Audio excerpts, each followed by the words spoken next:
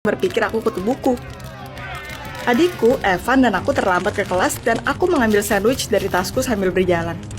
Aku akan menyerahkannya pada Evan ketika seseorang mengambil dari tanganku. Itu adalah si gemuk Joe. Dia menggigit sandwich itu dan memberitahu Evan bahwa saudara perempuannya yang kutu buku tidak akan melakukan apapun. Orang-orang dari geng Joe tertawa dan pergi. Aku ingin melapor ke kepala sekolah, tapi Evan berkata dia tidak bisa menolong. Dia sudah pernah ke sana. Aku merasa terluka. Aku berharap ayahku masih hidup. Dia pasti akan melindungi kami. Ketika aku memasuki kelas kimia, aku melihat tulisan kutu buku di mejaku. Dan aku bisa mendengar tawa dari teman sekelas di sekitarku. Aku tidak mengerti kenapa aku sangat tidak disukai di sekolah baruku. Dulu, ayahku selalu mendukungku di saat seperti ini. Tapi sejak kematiannya, tidak ada yang membela Evan dan aku. Saat istirahat, aku keluar menuju lapangan, tapi seketika aku melihat kerumunan pria di sana. Mereka memegang Evan dan membakar ranselnya. Aku langsung bergegas ke adikku. Aku akan membelanya kali ini. Tapi para pria memblokir jalanku dan tertawa mengejek. Ketika ranselnya terbakar, si gendut Joe memberitahu kami untuk rileks. Mereka akan menunjukkan padaku di mana seharusnya aku dan Evan berada. Dan mereka pergi. Aku dan adikku ditinggalkan sendiri. Aku meminta maaf karena tidak bisa melindunginya. Tapi adikku memelukku dan berkata itu baik-baik saja. Para pria lebih kuat dari kamu dan kita bukanlah superhero. Aku mengantarnya ke kelas dan kembali ke kelas kimia. Aku tidak bisa berkonsentrasi di kelas. Yang bisa kupikirkan adalah bagaimana melindungi Evanku. Aku memikirkan ayahku lagi. Berkatnya, aku mempelajari kimia. Dia sering berkata bahwa kimia adalah kekuatanku, dan dengan bantuannya, aku bisa menaklukkan dunia. Aku penasaran jika kimia bisa membantuku menghadapi pelaku kekerasan. Dan lalu aku memiliki ide. Tapi itu harus diuji. Jadi setelah sekolah, aku bersembunyi di ruang loker perempuan. Waktu berjalan pelan. Tapi ketika penjaganya pergi, aku berjinjit ke kelas kimia. Aku dengan hati-hati mengunci pintu dan menghela napas. Aku mengambil reagen yang penting dan mencampurnya. Larutannya matang. Lalu tertutup pecahan es dan lalu mulai mengeras. Setetes jatuh di meja dan itu mulai meleleh. Wow, untungnya aku mengerti kimia dan tahu bagaimana mengatasi campuran ini. Itu bisa dengan mudah terbakar. Tapi aku tidak bisa pergi kemanapun dengan termos. Dan lalu aku menyadari sebuah sarung karet di meja. Aku memakainya. Perlahan menyentuh cairannya dan hore, karetnya tidak terbakar. Bagaimana jika tanganku menjadi senjataku dan aku benar-benar mencelupkannya ke dalam larutan? Keesokan paginya, para pengganggu sedang menunggu kami di luar sekolah. Tapi kali ini aku siap untuk bertemu dengan mereka. Aku mengumpulkan semua kemauanku, melompat ke pria gendut itu dan tiba-tiba menempelkan tanganku ke pipinya. Anak laki-laki itu tertawa terbahak-bahak. Tapi lelaki gemuk itu tiba-tiba berteriak. Kulit di pipinya merah dan ada lepuh besar di atasnya.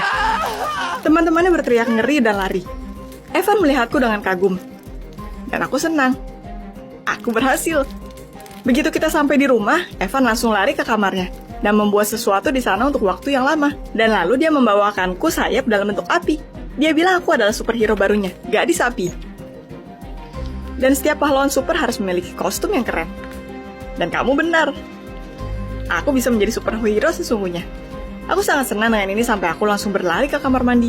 Untungnya, pengetahuanku tentang kimia cukup untuk membuat pewarna rambut asli. Jadi 1 jam kemudian, aku keluar dengan rambut ikal merah menyala. Aku bahkan merasa lebih percaya diri. Evan berkata bahwa ibu kami akan menghargainya, dan segera menjadi sedih. Kita jarang bertemu dengannya sejak ayah kami meninggal, karena dia selalu bekerja. Aku memeluk Evan dan memberitahunya bahwa kita akan selalu bersama. Dan sekarang aku bisa melindunginya. Paginya, geng dari si gendut Joe menunggu kami di luar rumah. Aku mengenakan kostumku dan sarung tangan dan menghampiri mereka. Rupanya kemarin mereka ingin balas dendam. Nah, jika kamu tidak merasa cukup, itu dia. Dan segera setelah mereka meraihku, aku menyentuh mereka masing-masing dengan gerakan cepat tanganku. Mereka berteriak kencang. Kamu akan tahu bahwa sekarang aku si gadis api. Dia yang melindungi yang lemah. Ketika Evan dan aku tiba di sekolah, semua orang menyambutku dengan tepuk tangan meriah. Ternyata seseorang telah merekamku berurusan dengan geng si gemuk Joe. Dan sekarang gadis api itu adalah bintang sekolah. Aku tidak bisa mempercayainya, karena baru saja kemarin semua orang menertawakanku dan memanggilku kutu buku. Permintaan bantuan mengalir dari semua sisi. Lalu aku memutuskan untuk memulai Instagram gadis api. Dan pada siang hari, lebih dari 100 DM terkumpul. Ternyata banyak orang jahat di sekolah. Aku menyadari bahwa aku harus membela yang lemah sekarang. Setiap hari aku menghukum para pengganggu di kafetaria, di lapangan sepak bola, saat istirahat. Garis api bisa melindungi semua orang. Setelah itu, para siswa mulai memberitahu teman-teman mereka tentangku. Dan segera seluruh kota tahu tentangku. Setelah beberapa minggu, nama garis api sudah muncul di halaman depan surat kabar. Pengemudi yang mabuk mendapatkan apa yang pantas dia dapatkan. Garis api menghukum pencuri itu. Aku membual pada Evan bahwa aku membuat kota ini lebih baik. Awalnya dia senang untukku, tapi suatu hari ketika pulang telat sekali lagi, Evan mengatakan bahwa karena aktivitas superhero-ku, aku tidak hanya menunda sekolah, tapi juga jarang berkomunikasi dengannya. Evan sama sekali tidak seperti itu. Lalu dia menyarankan agar kami bermain bersama, seperti sebelumnya. Aku setuju, tapi tidak lama. Lagi pula aku punya banyak permintaan di DM. Kami duduk di konsol dan mulai bermain.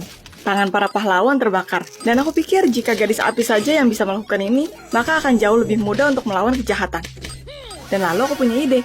Aku memberitahu Evan untuk menyelesaikan permainannya nanti, dan lalu aku berlari ke kelas kimia. Untungnya pintunya terbuka. Aku tahu apa yang harus aku lakukan. Yang harus aku lakukan adalah menemukan reagen yang tepat. Dengan hati-hati, aku menambahkan beberapa tetes ke dalam campuranku. Itu meledak menjadi nyala api yang terang.